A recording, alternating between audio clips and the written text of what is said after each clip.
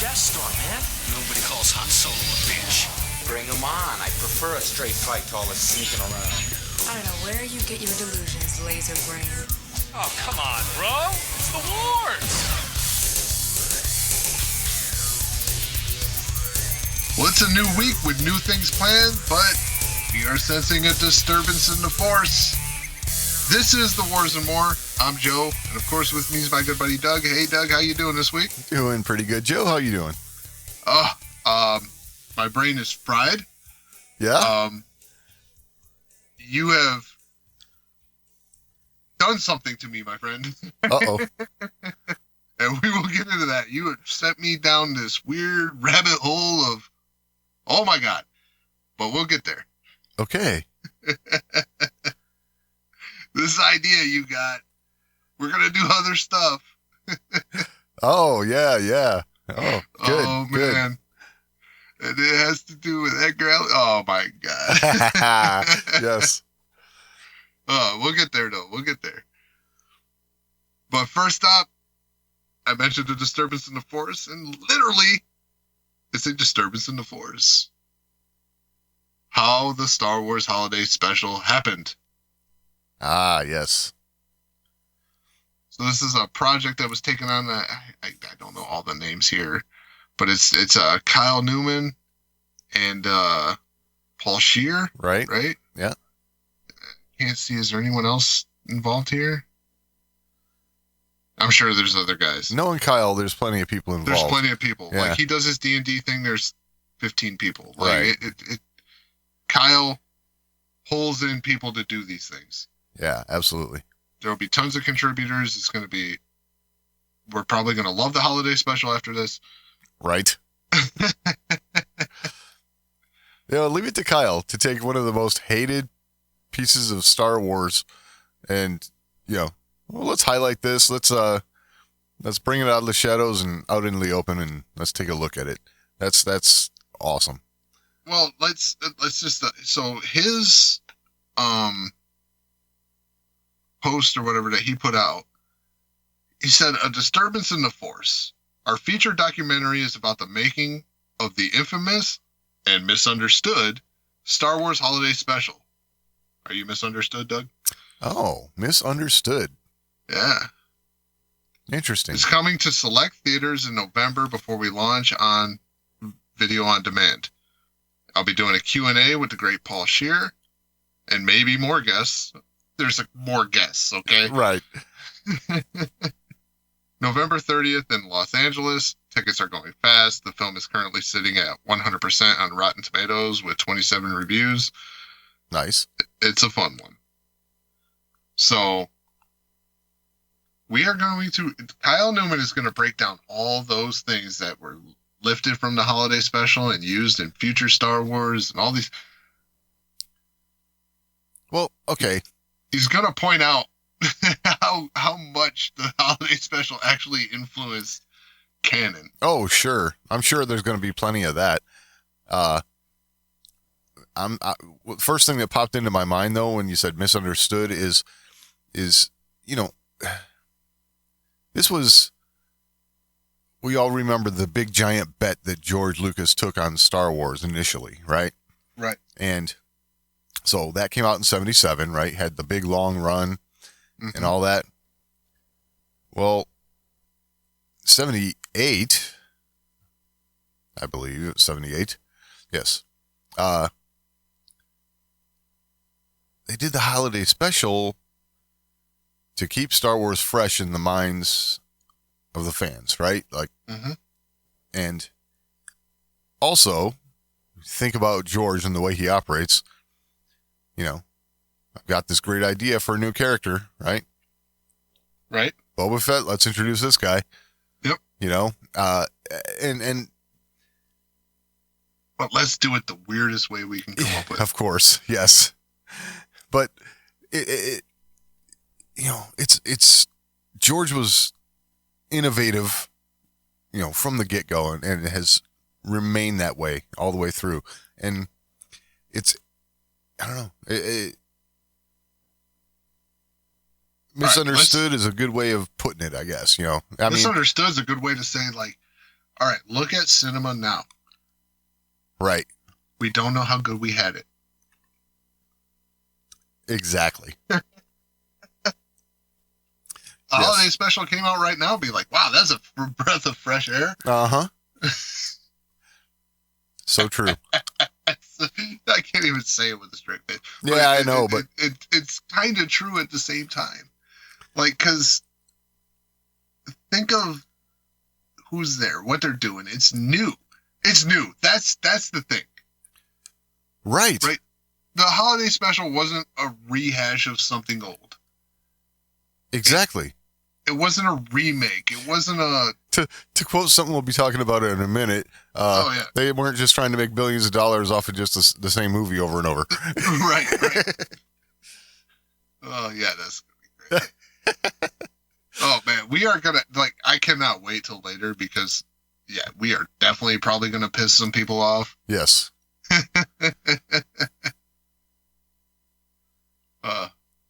But even if it starts to make you mad, just listen to the whole thing. You might not be mad at the end. Just saying. Exactly.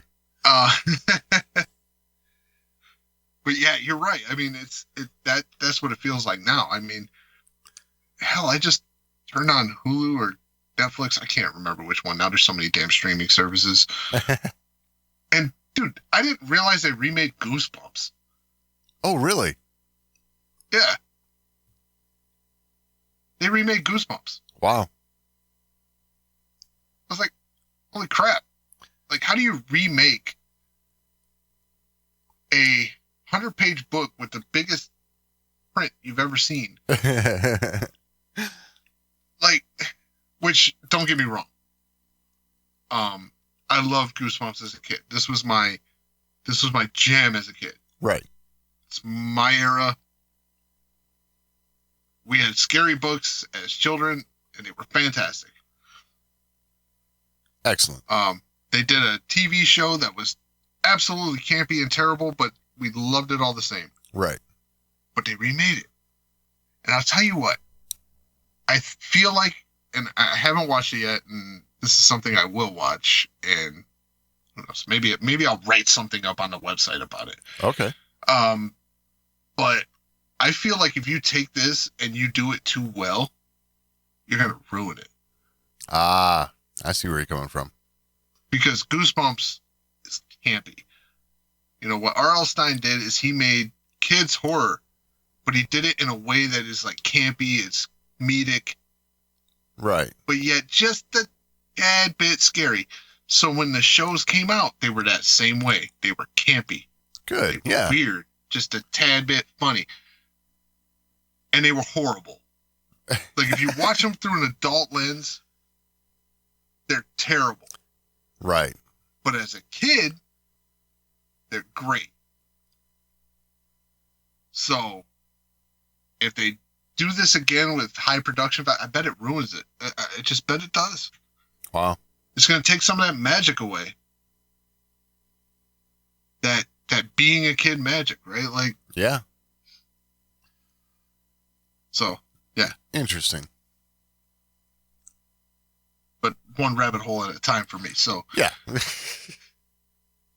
I said, maybe at some later date, I'll write something up on thewarsandmore.com about it. I'll try my hand at being a writer. Excellent. I like the idea.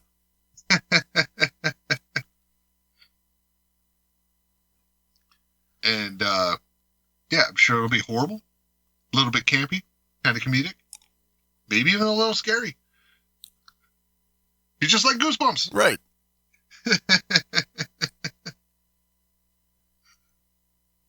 Yeah, where were we though? We're keeping our eye open for a disturbance in the force. Yes. Gonna keep our eye open for that. It's coming to video on demand at some point. Yeah, it doesn't say when exactly, but yeah. No, but I definitely gonna keep our eye open for that. Because, why not revisit the holiday special? Exactly. Hopefully it hits before the holidays. You know, really, when you think about it, and I'm just throwing this out there, Disney, this would be the perfect kind of thing to throw up on Disney Plus right now. You know, because just saying. I know you guys didn't produce it and all, but yeah. Oh, for real. And it's honestly, it would be no different than bringing Kyle Newman to Star Wars Celebration, giving him a stage, and letting him do Smuggler's Run and Smuggler's Gambit. Right. Exactly. Like, let him do this. Yep. Those were great. And you know what? I cannot wait to watch it because Kyle Newman's passion as a Star Wars fan is crazy good. Right. And this is a guy, too, like, having seen one of his live shows and having got the chance to talk to him for a quick second because there's a lot of people, right? But, right. Like, this is a guy who they do his show and then he hangs out afterwards taking pictures and talking to people and doing stuff. So, like, this guy loves Star Wars. Yeah, he's a true fan. True fan. You know, and he's a true fan of, I'll say this, like, all things geek, right? Oh, yeah, totally. You know, he does his Dungeons and Dragons stuff, which is fantastic. I'm not huge into Dungeons and Dragons. I've only, like, dabbled. Yeah.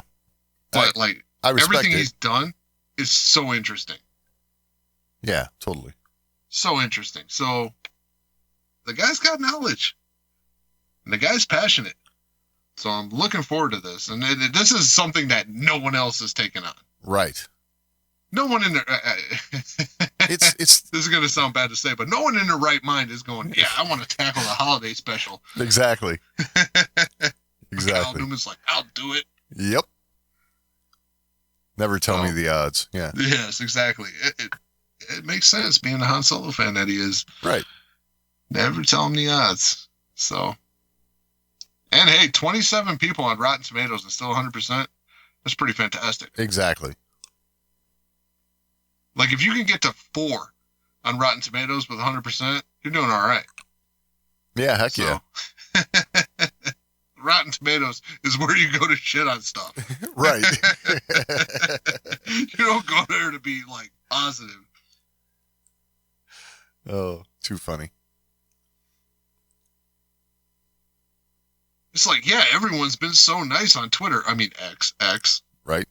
Yeah, everyone's been so nice. What the hell are you doing wrong? Exactly. Yeah. Twitter's where you go to shit on people. That's right.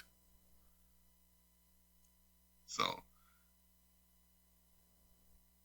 next you're going to tell me you're getting a positive vibe on Reddit.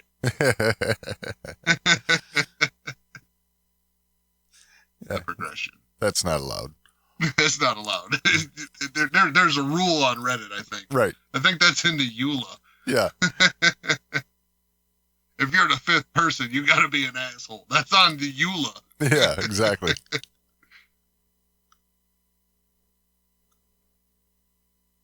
All right. We're going to venture into some territory here. Oh, yes. And they had to have this Disney Star Wars element. It sucked us right in. Uh-huh. And I got to tell you, I implore everybody to go watch what we're about to talk about. Yes, it's a must. It's a must. It's a must. And you got to make it through the whole thing. Yes. Like, I'm saying this as a precursor. You got to make it through the whole thing because it gets everyone, both sides. No one's safe. If you stop in the beginning, you're cheating yourself. Yes. Okay? No matter what side of the fence you're on, you have to watch the whole thing. You need to watch South Park joining the Panderverse. Yes. Holy crap. Yes. I have to say, for a week when I thought, we were talking about this, right? With the writer's strike and everything, there's not a whole lot going on in the Star Wars universe, right? And you and I were talking, and last week we talked about on the show, we're gonna start looking into the fall of the House of Usher, right? This is something, it's the Wars and more. Let's focus more on the more part, right? Right.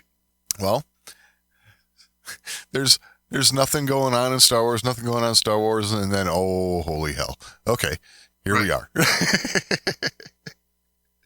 Yeah, here's this South Park preview with they're talking about Bob Iger and Kathleen Kennedy. Yeah. And what they did to Indiana Jones. Oh my gosh. It's like, holy crap, are they really throwing this at us right now? Yes. We're finally going to branch out. And you're like, here, this is going to fall kind of in universe, like kind of in your lap, right? Yes. And holy crap. What a comedic ride through modern times. Yes.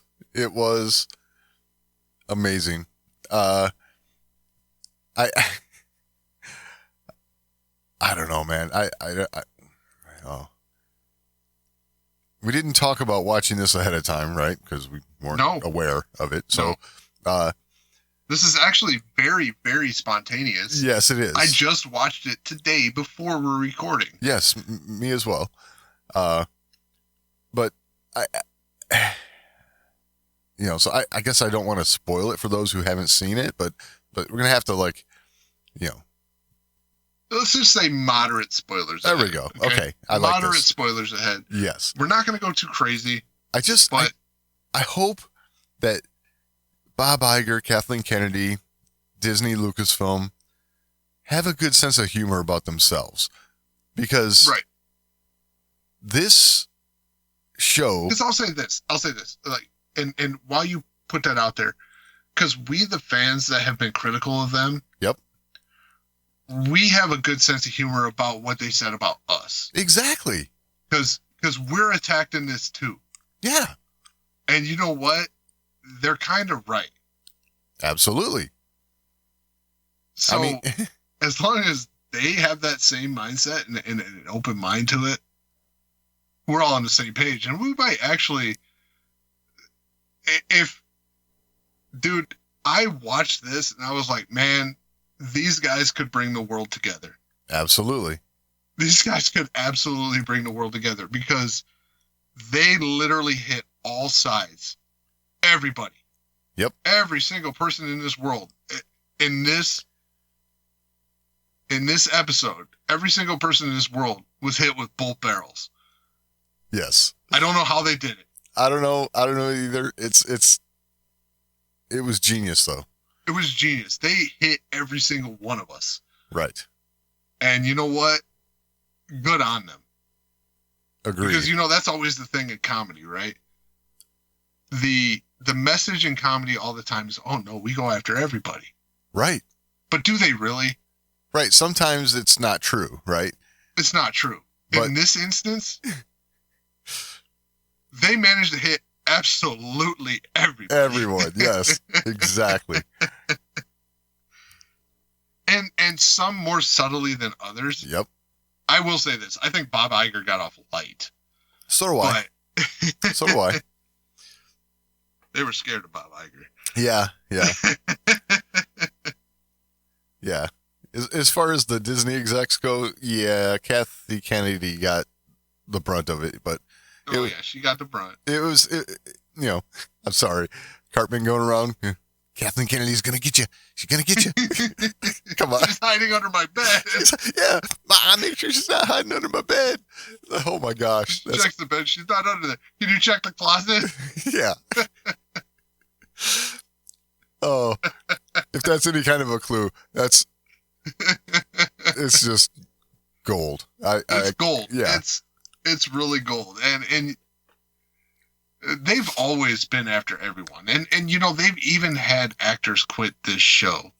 Yes. Because they've made fun of certain things. And it's like, dude, you literally took part on making fun of everything else, but the second they got to yours, right, you left. And it's like, dude, they've made a point of making fun of everybody. Yep. And that's my honest hats off to them. Yeah, because they've never let that stop them. They've never let that stop them. They've always gone after everyone and never held back. Right. So if there are comedians out there that say, oh, well, I go after everyone. Well, do you go after them like these guys? Because these guys, they go hard. They went hard. They went hard in this episode, and yes. It was a beautiful thing. Now, And it's really been their thing lately. yeah. You know, they've always done it. Yep. They've always done it.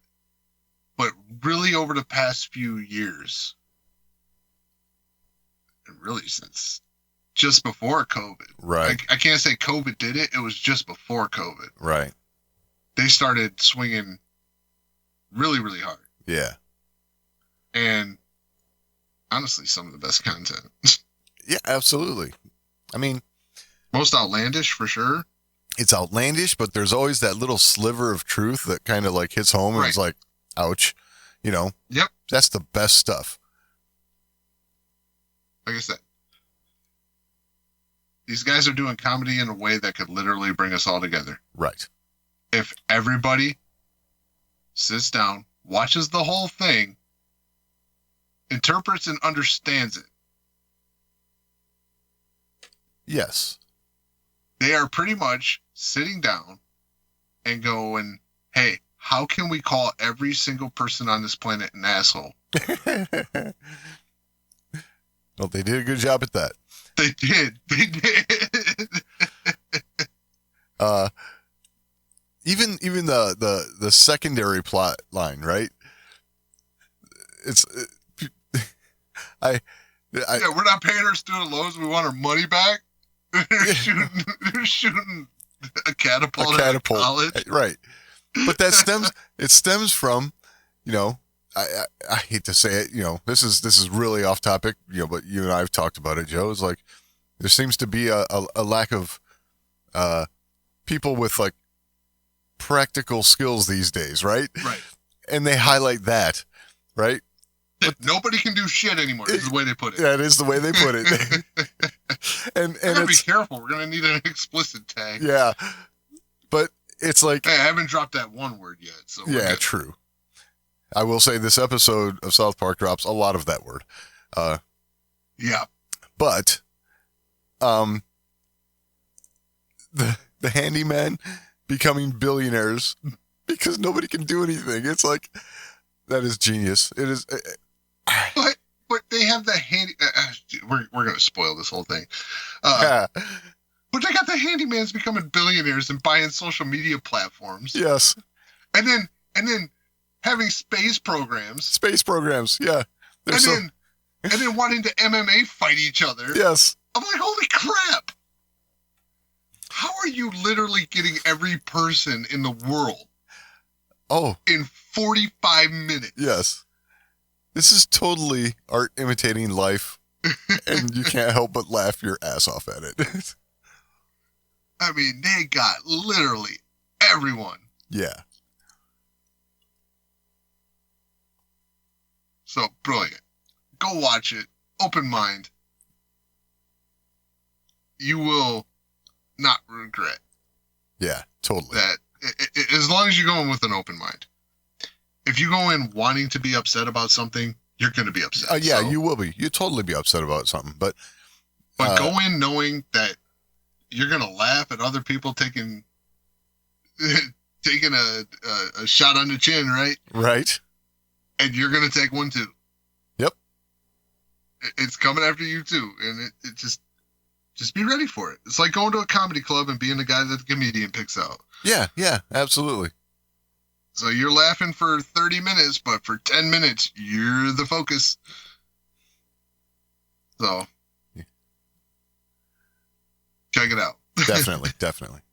It was a good laugh. I really like that you pointed it out today. Because, oh man, did it make me chuckle. Yeah, me too. All right, so should we, yeah, we should almost like come up with a jingle or something, some music or horns, Ooh. something to announce that we're going to do something other than Star Wars. Okay. Like it took 6 years, but here we are. Right.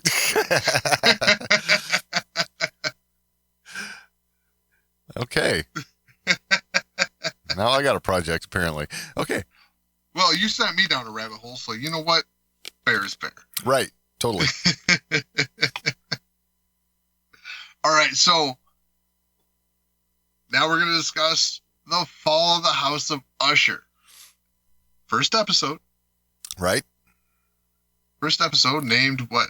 A Midnight Dreary. A Midnight Dreary, yes. So, like, I knew, and we talked about all this Edgar Allan Poe stuff, right? Right.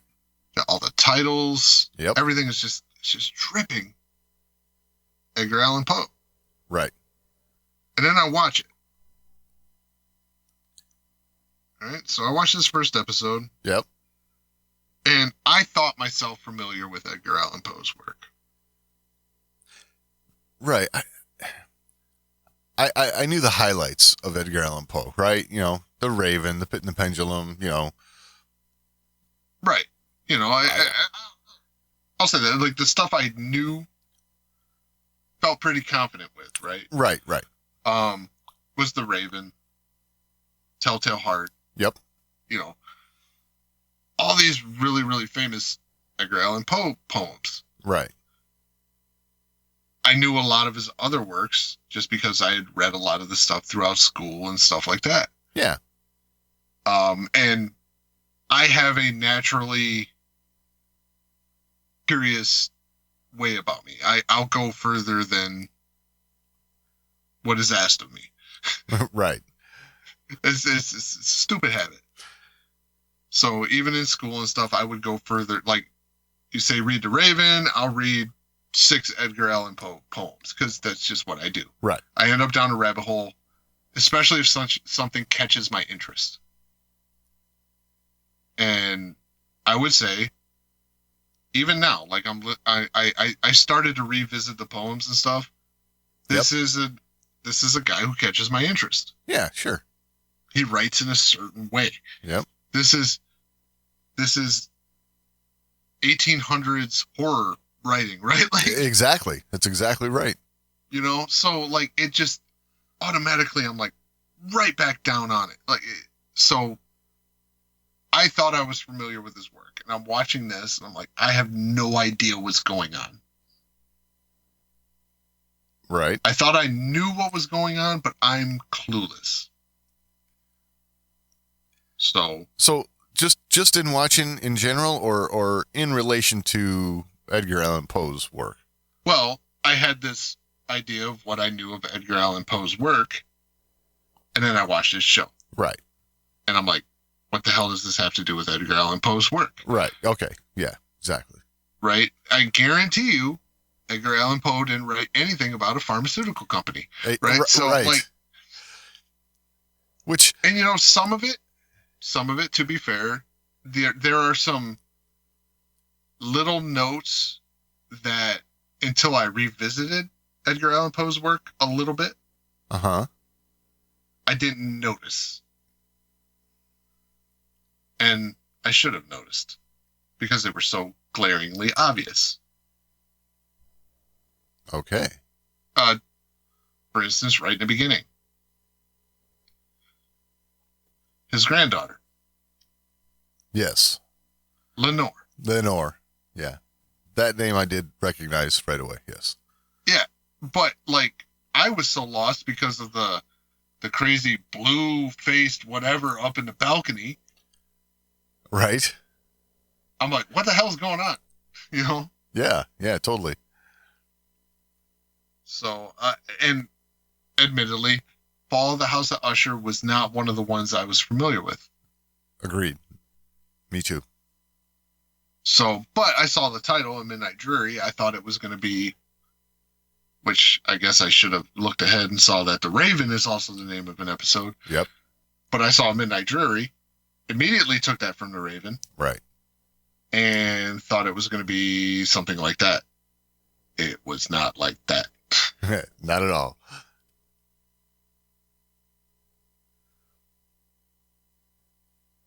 All right. Well, before I go down my rabbit hole, Doug, what stuck out to you? What? Well, okay. I'm gonna come at it from this angle. So, like, for anyone who's not that familiar with Edgar Allan Poe's work, but is familiar with current events topics of the day, newsy type stuff. The story here in general may look very familiar to you. Right. You mentioned why this is not on network TV. Right. But Exactly. because there's no way Pfizer would let this happen. Well, so I would say specifically who they're targeting here is Purdue Pharma. Right, in the Sackler family. Yes. Okay, all about this is Oxy. the OxyContin. Yes, exactly. Yes. So, Yes. that is the part that I think makes it really relatable to anyone who's not familiar with Poe's work. Right. So, and at that point, it just becomes a Law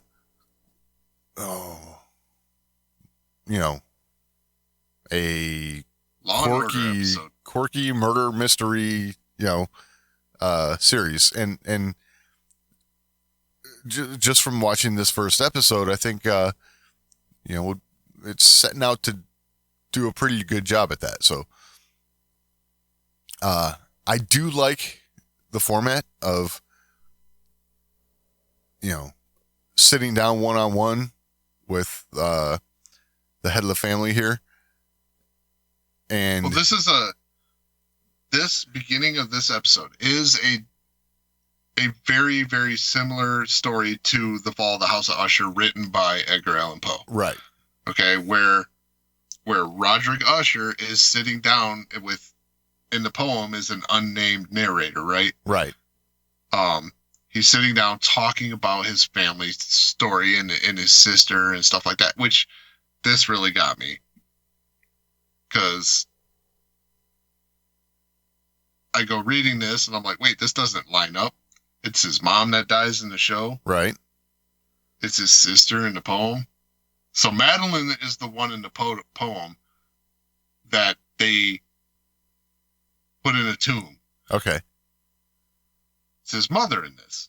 Yes. So I'm like, wait a second, why would they do that?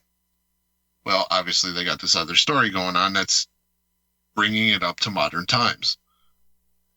Yes, right? exactly.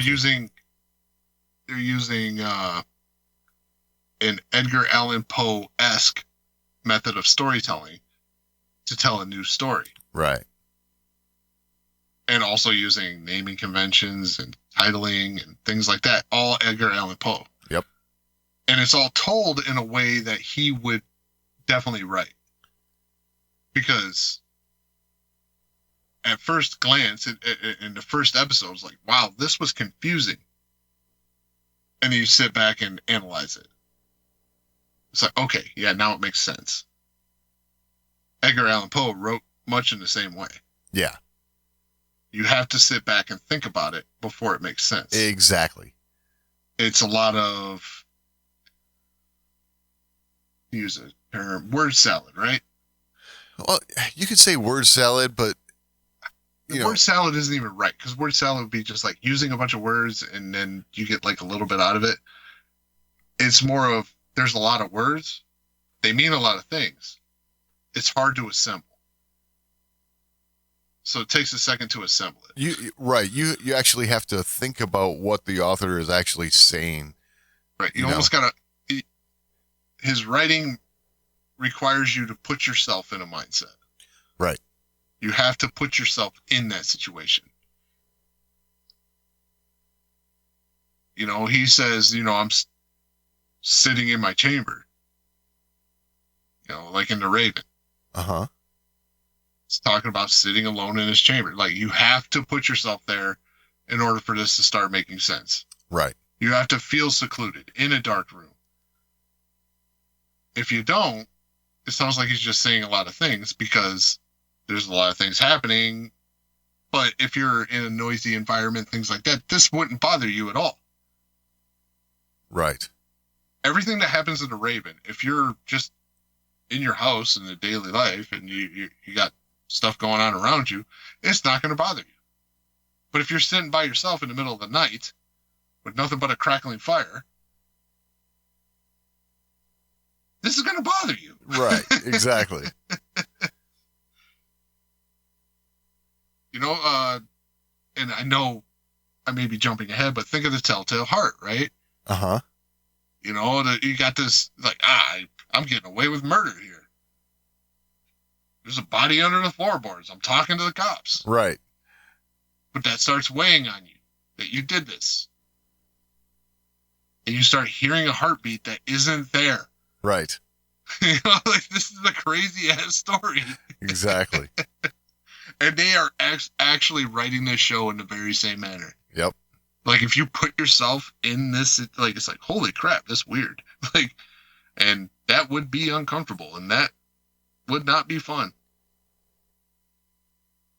Exactly. It's wild. It is wild. But you sent me down a rabbit hole, Doug. That's okay. Is it, though? Oh, I think so. I think this is a beautiful thing. Because it definitely made me feel like one of Edgar Allan Poe's characters. Yeah? Because I'm going mad. Well, let it out. Keep your sanity. Lay it on us. So, in watching that and being confused at what's happening, like, oh, I thought I knew Edgar Allan Poe, and I'm watching the show, and it makes no sense. Right. I understand they're trying to bring it up to a modern story that would be interesting, but it doesn't seem to jive with what I know. Right. So I start going back, revisiting stories. So I start with The Fall of the House of Usher. It's the title of the show. It makes the most sense. Right. And I'm listening to it. It's like, oh, wow. Roderick Usher's sitting down with this unnamed narrator. Right. And I'm like, okay, this is making total sense. But in this interview with this narrator, his sister Madeline dies. Under their assumption, right? She dies. Yep. And they bury her in this crypt.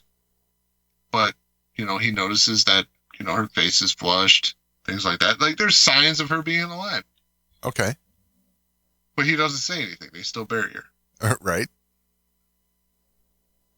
And then, in the middle of the night, they're both awakened, hearing strange noises, and there's Madeline.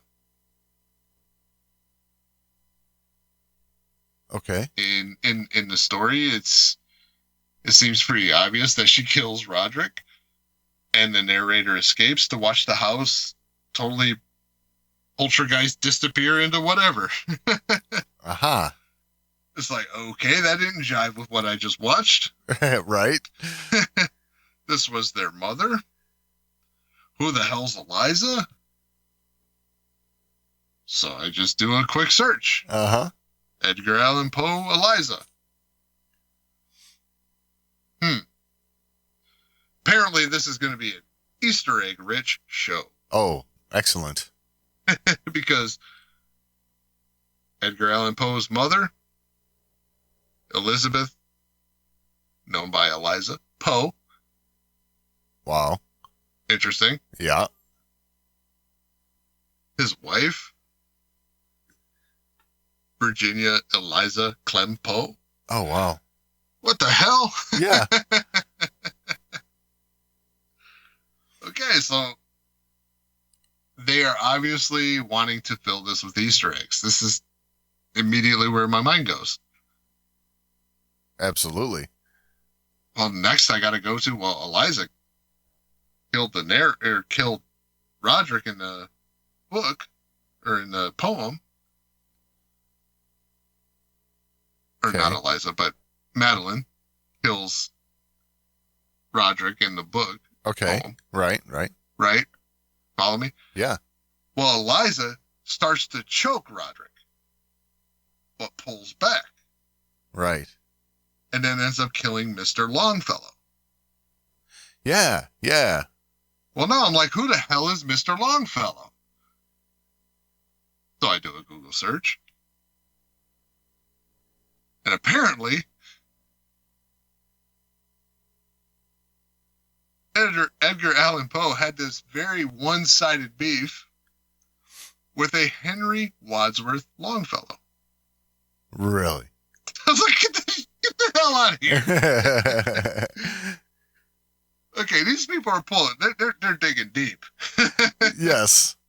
And now with this kind of stuff, you're already piquing my interest. Uh-huh. Right? Like you're doing this kind of stuff. Like, this is awesome. Right. And I'm like, wait a second.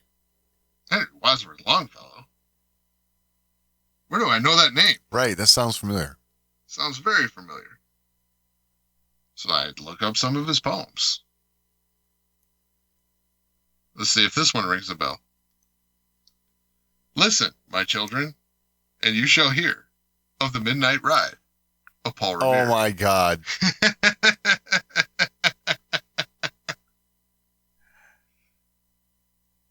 Wow. I think every American child of a certain age Had to memorize that. Yeah. had to memorize Yes, that. exactly. At least a portion of it, right? Right. Because it's a long poem. It's a long poem. Yes. But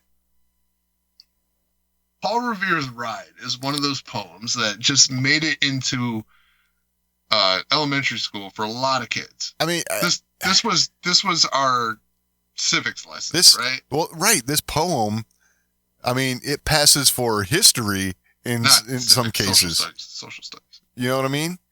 It's right. It's like there are things about the poem that are not accurate to actual history, but the poem's what most people remember.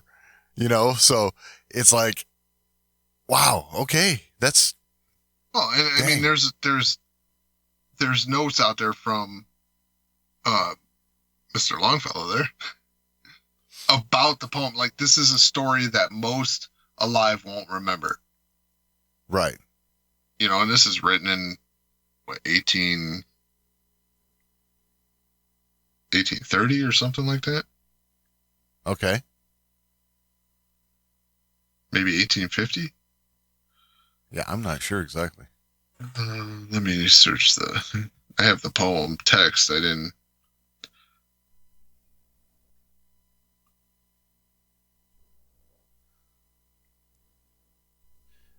Yeah, I'm not exactly sure.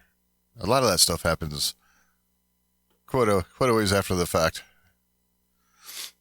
I'm trying to find it. 1860. 1860. Okay. So yeah, most alive would not remember that. Right. So, you know, most people that would have been alive for Paul Revere's Ride would have been very, very old. Right. At the time of that, and very, very young when the ride happened. Yes. So,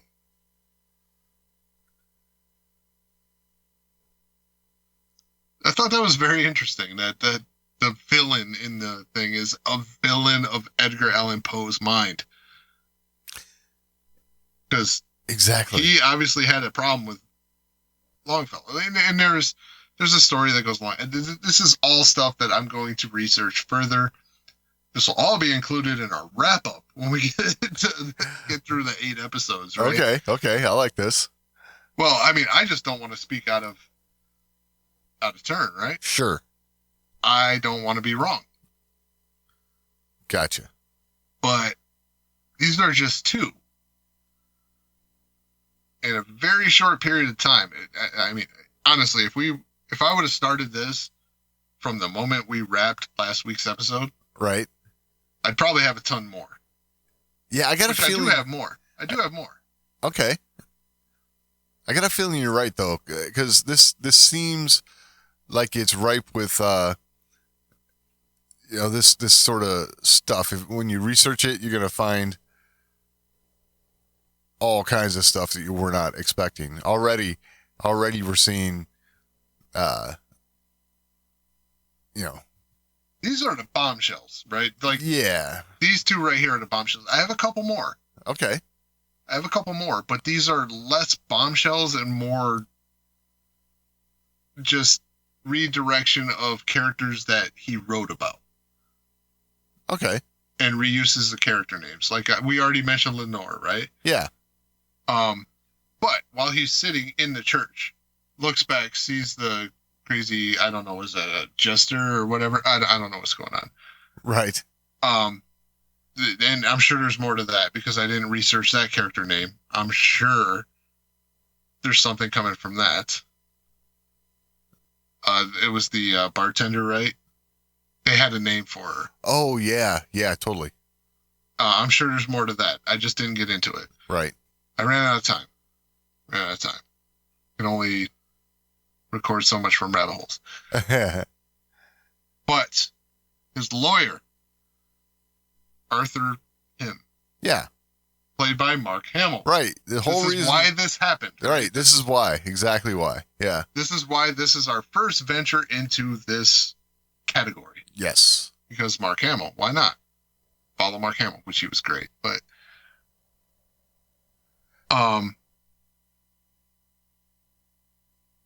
Arthur Pym.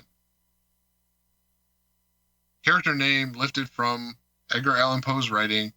Oh shit. Let me pull this up real quick, just so I get it right.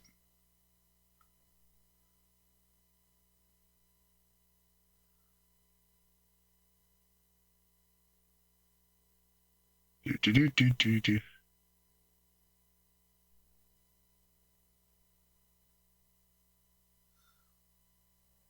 Yes, it was the fact that it was Mark Hamill doing something else. Right. That made me think, hey, this could be the thing. Let's do the thing. Let's do this thing. Yeah. Okay, it's the narrative of A. Gordon Pym. So okay. A. Gordon Pym being Arthur Pym. Right. The exact name of Mark Hamill's character.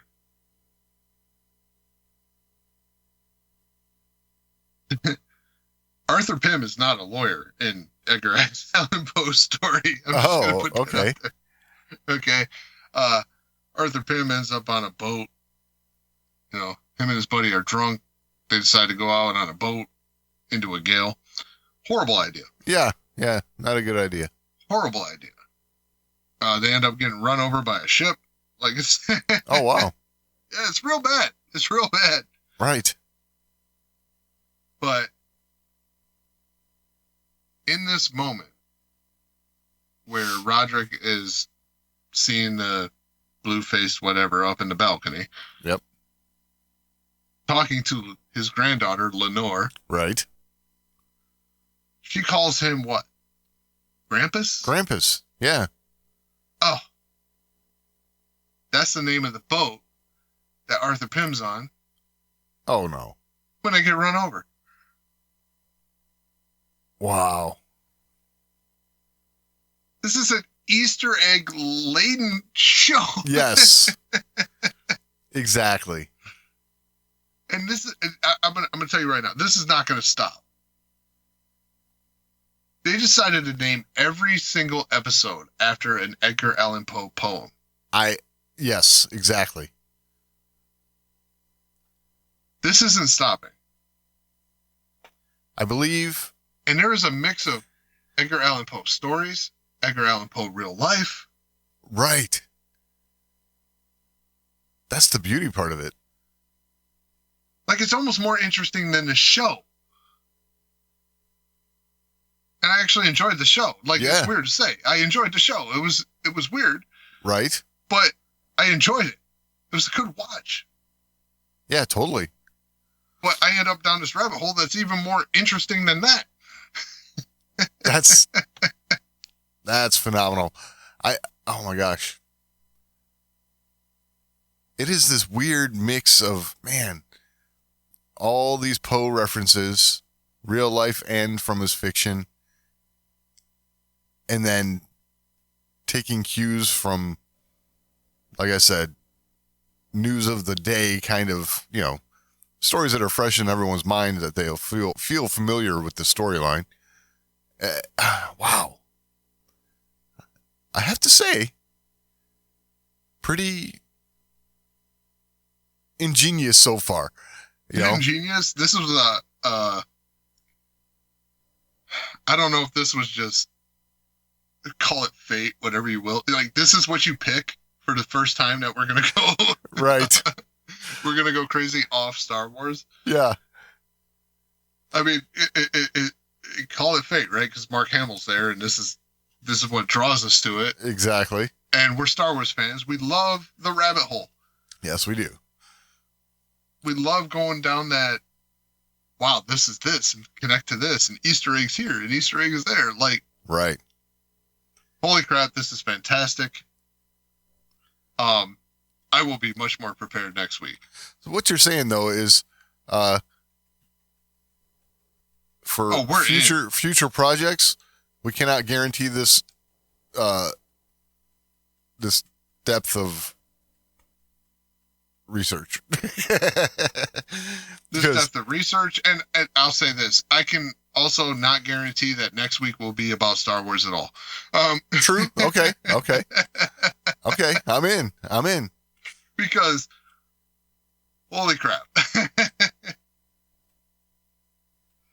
I don't, like I said, I can't expect that they're going to stop this. Right. This type of Easter egg and stuff like that. Like, they want to tell a new story, but they also want to pay homage to Poe. Yeah, totally. Because it is not a direct Poe story that they're telling. This is a modernized version of a Poe-style tale. Yes. With Easter eggs galore of Edgar Allan Poe. So, next week, for sure, I'm on my guard now. This week, I'm totally off balance. Nice. Totally off balance. I expected to watch a TV show that has some Edgar Allan Poe vibes. Right. I didn't realize that we were dealing with some Edgar Allan Poe fans. Oh, that's the thing. You have some writers here who loved Poe's work and are expressing it in a new and very intriguing way, which this, in my opinion, does show some creativity here. Oh, yeah. Oh, without a doubt. It's I know we're hanging up on Easter eggs. We're not talking much about the show. Right. I'll say this. The show's story to this point is not super substantive. We're just getting started, really. We're just getting started. It was a very introductory episode. There's some great things in here. I mean, we get to a point where Roderick calls a family dinner. Yes. Right? And the family dinner is he's trying to find out who in the family is ratting them out to the government. Right. Right? Yep. And he's got Pym handing out a new non-disclosure agreement. It's airtight. They're pretty much forfeiting their inheritance. Right. If they're the one. If they're the one that is talking to the government.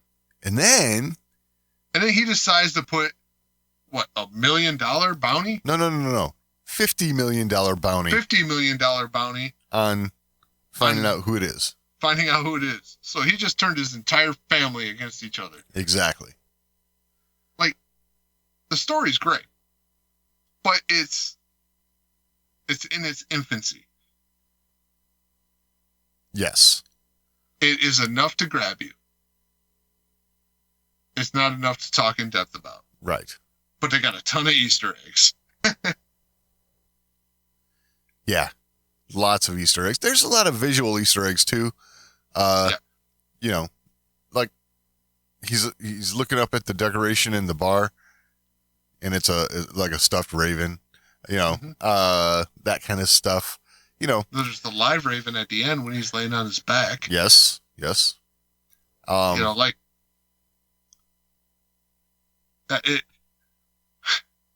I've now invested myself. I am going through now the complete works of Edgar Allan Poe. Excellent. So I am going to have all this done before we're done with this 8-week run that we got going on here. So our recap episode is going to be fantastic. Excellent. If they keep this up. If they just threw Easter eggs in the beginning, then this will slow down. Yeah, but I don't know, man. I don't know how they, you know. Yeah, I don't know how you can come out swinging like this and then stop. Exactly. I don't think you can. Like, because this is swinging. Yes. This was not an accident. I have a feeling, even judging by some of the episode titles coming up, there's going to be focus on some of his other works and. Well, I think the vibes of those poems will reflect the episode. Right. So, cue those up. Yeah, Hit exactly. those poems. Right. The vibes will be there. This one is the exclusion because it is the opening line, part of the opening line of one of the poems. Right. Not the title of the poem. Exactly. So, I immediately expected something from the Raven, not even realizing that the Raven is the title of an episode. Right. Guaranteed, we're going to get to the Raven, and Roderick's going to be going crazy on his own. Or one of the characters will be going crazy on their own. Right. I'm guessing it's going to be Roderick because his granddaughter's Lenore. Yes. And she's still alive. Probably not going to be at that point. I was going to say his lost Lenore, right? Yeah.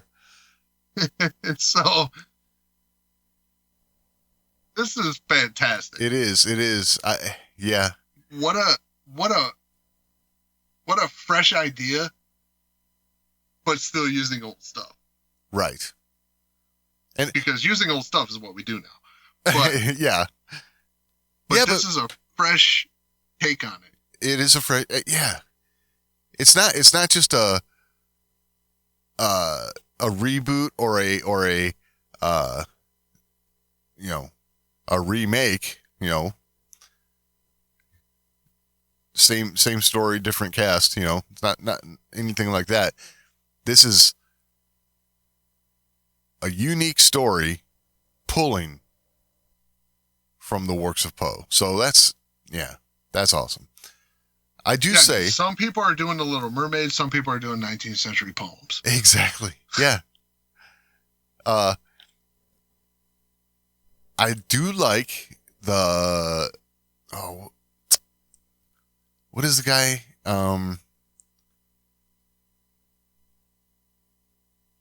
August, right? Augie? He's what, an attorney general or something? Yeah. Okay. This whole, you said he's likened to the unnamed narrator or whatever.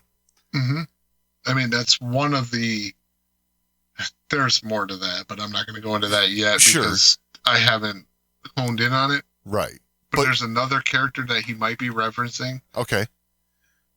But even in the whole just storytelling narrative, we are because let me say this, in the Fall of the House of Usher, the story. Yeah. That narrator is summoned to Roderick Usher's family home. Okay. By him,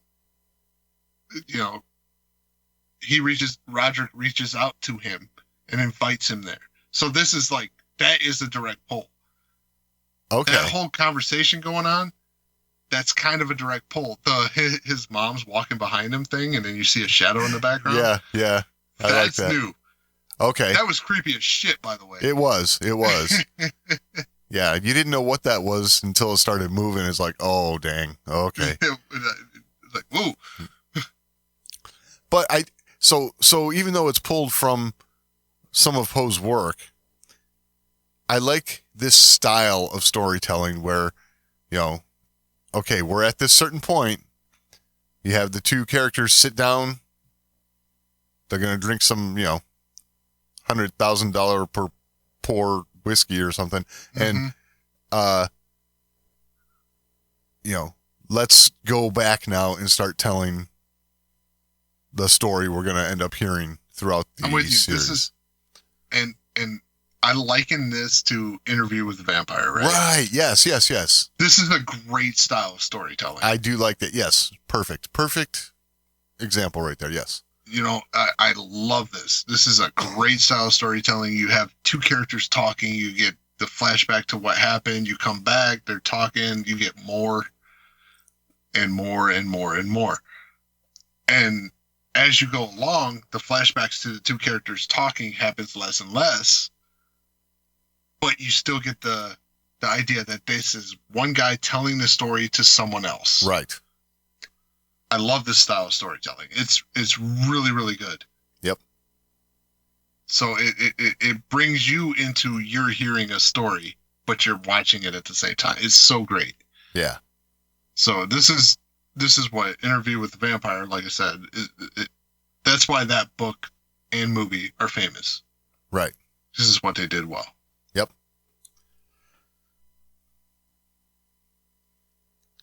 So I am very much looking forward to continuing on with this. Yeah. It sounds that way. I gotta try and get myself up to speed here. I think I got some work to do here. I am excited for seeing how this whole series plays out, and I think we got a lot more to see from Mark Hamill too.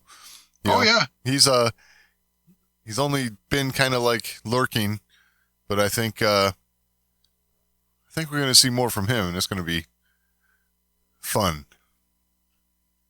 Yeah, I like his look too. Yeah, I know. So do I.